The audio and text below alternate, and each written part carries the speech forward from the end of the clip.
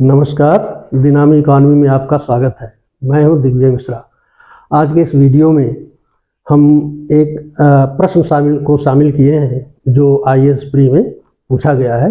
और वो प्रश्न ये था कि अगर किसी अर्थव्यवस्था की बचत की दर अधिक होती है तब भी ग्रोथ रेट कम कैसे हो जाता है।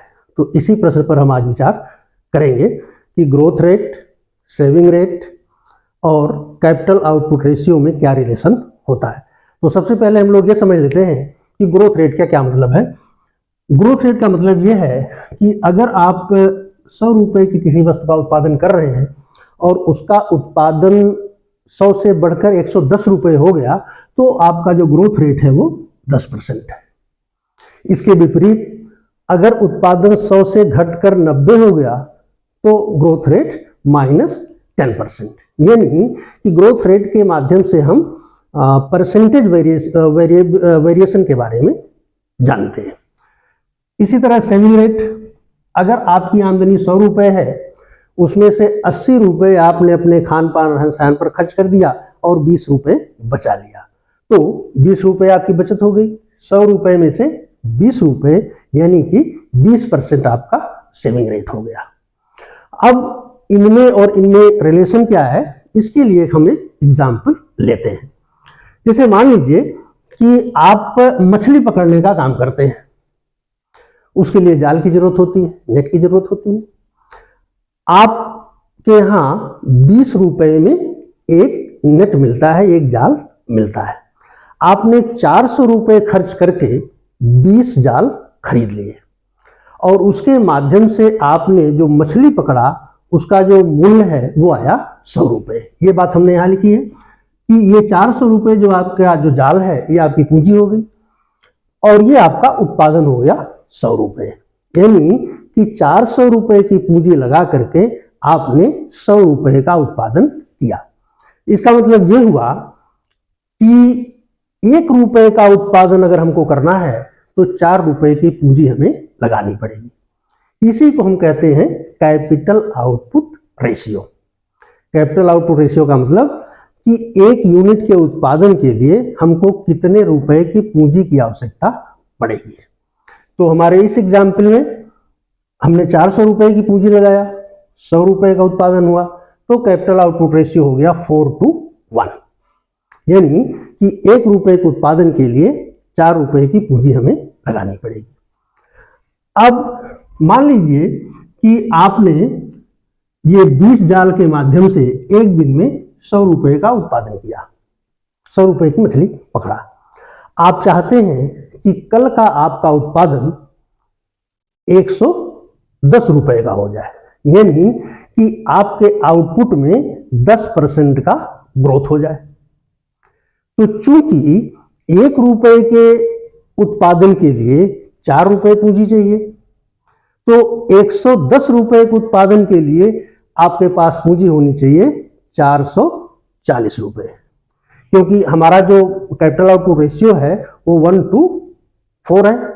तो अगर हम 110 रुपये का उत्पादन चाहते हैं तो पूंजी हमको लगानी पड़ेगी 440 रुपये। अगर 440 रुपये की पूंजी हम लगाएंगे तो 110 रुपये का उत्पादन हो जाएगा। यहां पर हमारा जो ग्रोथ रेट होगा वो कितना हो जाएगा, 10%। यानी हमारा जो उत्पादन है वो 10% बढ़ जाएगा। तो अब हमारे पास पूंजी है कितनी वास्तव में, 400, हमें चाहिए 440, यानी कि 40 रुपये और हमको पूंजी पर खर्च करना पड़ेगा। मीन्स हमने 20 जाल पहले हमारे पास है, अब हमको 2 जाल और 20 रुपये के एक जाल मिल रहा है, तो 2 जाल हमें और खरीदने पड़ेंगे, तब हमारे पास 440 रुपये के जाल हो जाएंगे। इनके माध्यम से हम 110 रुपये की मछली पकड़ लेंगे। तो अब ये जो एक्स्ट्रा 40 रुपये का जाल हमें खरीदना है, ये 40 रुपये कहाँ से आएंगे? इसे हमें इसी 100 रुपये में से जो आज हमने कमाया है या जो आज हमने प्रोड्यूस किया है, इसमें से हमको बचाना पड़ेगा। अगर हम पूरा का पूरा 100 रुपये खाने पीने में खर्च कर देंगे तो हमारी कोई बचत नहीं होगी। तो कल फिर हम जो हमारे पास 20 जाल हैं उनके केवल हम 100 रुपए की मछली पकड़ पाएंगे। तो इसलिए अगर कल हमको अपना मछली का उत्पादन बढ़ाना है तो हमें इसमें से कुछ पैसा बचाना पड़ेगा, जिससे हम और जाल खरीद लें और फिर उसके माध्यम से हम मछली का प्रोडक्शन बढ़ा सकते हैं। तो जैसे हमें 40 रुपए की एक्स्ट्रा जरूरत है, तो इस 100 में से हमें 40 रुपए बचाना पड़ेगा, यानी कि खान पान पर हमको केवल 60 रुपए खर्च करने पड़ेंगे। तो ये हमारी हो गई 40 रुपए की बचत, या हम यूं कहें कि ये 40% की बचत हो गई हमारी। इसके माध्यम से हमने 2 जाल खरीद लिए। अब हमारे पास जाल हो गए 440 रुपए के, यानी ये हमारे पास जाल की संख्या हो गई 22। हमने माना था कि 20 रुपए में एक जाल मिल रहा है। तो अब हमारा उत्पादन हो गया 110 रुपए की मछली, यानी कि हमको 10% का ग्रोथ मिल गया। लेकिन यहां हमने किया क्या, 40 रुपए पहले बचाया और फिर उस 40 रुपए से हमने जाल खरीदा, नेट खरीदा, जिसे हम कहते हैं इन्वेस्टमेंट। तो जो बचत हुई उसको हमने इन्वेस्ट किया, इसके कारण हमारी पूंजी बढ़ गई और पूंजी बढ़ने के कारण हमारा उत्पादन बढ़ गया। तो ये ग्रोथ रेट हमको मिल गया। तो इनके बीच हमको रिलेशन क्या मिल रहा है, देखिए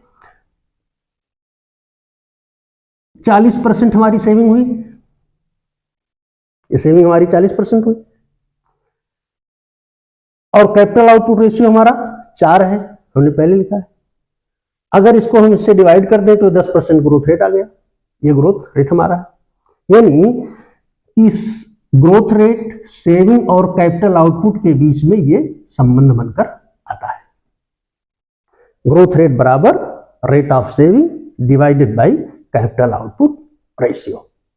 तो ये रिलेशन हमारे पास आता है। इस एग्जाम्पल में हमारा 10% का ग्रोथ मिल रहा है जब 40% की सेविंग है और कैपिटल आउटपुट रेशियो 4 है। सेविंग को हमने S से दिखाया है और कैपिटल आउटपुट रेशियो को C से दिखाया है। ये इक्वेशन हमारे पास आ गया। अब इसमें आप देखिए, अगर हमारा सेविंग रेट 40% से बढ़कर 50% हो जाता है और कैपिटल आउटपुट रेशियो वही रहता है 4, तो हमारा ग्रोथ रेट कितना हो गया 12.5%। यानी कि कैपिटल आउटपुट रेशियो सेम रखते हुए अगर हम सेविंग रेट बढ़ा ले जाते हैं तो ग्रोथ रेट बढ़ जाता है।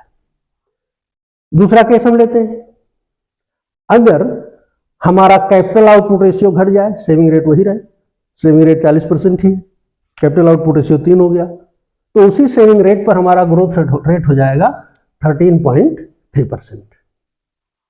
तीसरा केस, अगर हमारा सेविंग रेट 40% से बढ़कर 45% हो गया और कैपिटल आउटपुट रेशियो घटकर 3 हो गया, तो हमारा ग्रोथ रेट 15% हो गया। अगर हमारा सेविंग रेट 45% हो गया लेकिन साथ ही साथ हमारा कैपिटल आउटपुट रेशियो भी बढ़कर 4 से 5 हो गया, तो हमारा ग्रोथ रेट 9%। यानी कि कैपिटल आउटपुट रेशियो के बढ़ने के बाद, सेविंग रेट बढ़ने के बाद भी कैपिटल आउटपुट रेशियो बढ़ने के कारण हमारा ग्रोथ रेट कम हो गया।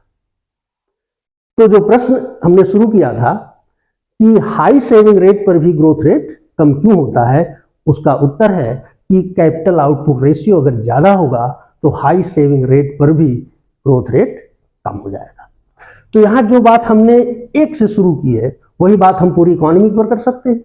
यानी कि अगर 400 करोड़ रुपए का कैपिटल लगाकर 100 करोड़ रुपए का उत्पादन हो रहा है और हम इकोनॉमी का जीडीपी 10% बढ़ाना चाहते हैं, 100 करोड़ से बढ़ाकर 110 करोड़ करना चाहते हैं, तो फिर गिवन कैपिटल आउटपुट रेशियो पर हमें 440 करोड़ रुपए का कैपिटल लगाना पड़ेगा।